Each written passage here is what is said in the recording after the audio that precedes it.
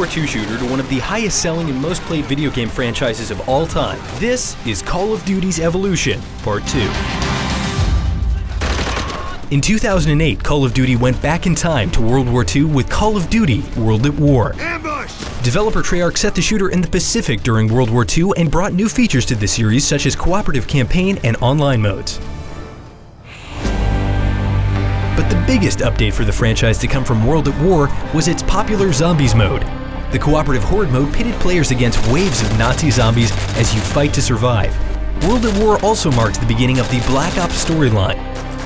But more on Black Ops later. Keeping up with the year-on, year-off development strategy, 2009 was Infinity Ward's turn to answer the Call of Duty, with the delivery of the first direct sequel to the franchise, Call of Duty Modern Warfare 2. The game was built on a newer engine, IW 4.0, and included a highly improved AI. The multiplayer features were also upgraded, the most notable of which is the introduction of customizable kill streaks. Modern Warfare 2 sales set records, moving 4.7 million units in the first 24 hours of release. Before Treyarch's World at War follow-up, core Call of Duty developer Infinity Ward underwent a staff restructure when the two founders were fired by Activision, followed by half the staff resigning. Black Ops was released by Treyarch that November and was another return to the past with the campaign set in 1960s during the Cold War. The multiplayer edition of Create a Class 2.0 allowed for customization of soldier skills and appearance, and wagering gave a new element of competition to the multiplayer experience. 5 lanes standing by.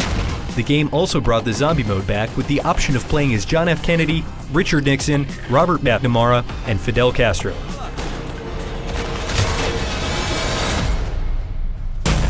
2011's Modern Warfare 3 was developed by the new Infinity Ward with the help of Activision-owned Sledgehammer Games.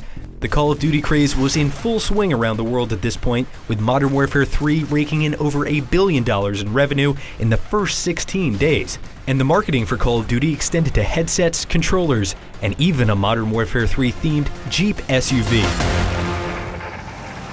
November of 2012, right on cue, Black Ops 2 was released. The game followed up on the Black Ops story, splitting the experience between the 1980s and the year 2025. The campaign was drastically different from the prior game, with multiple endings based on mission completion. They want a fight! We give them a fight! Move out! The multiplayer mode in Black Ops 2 also underwent changes as the Pick-10 system came into effect.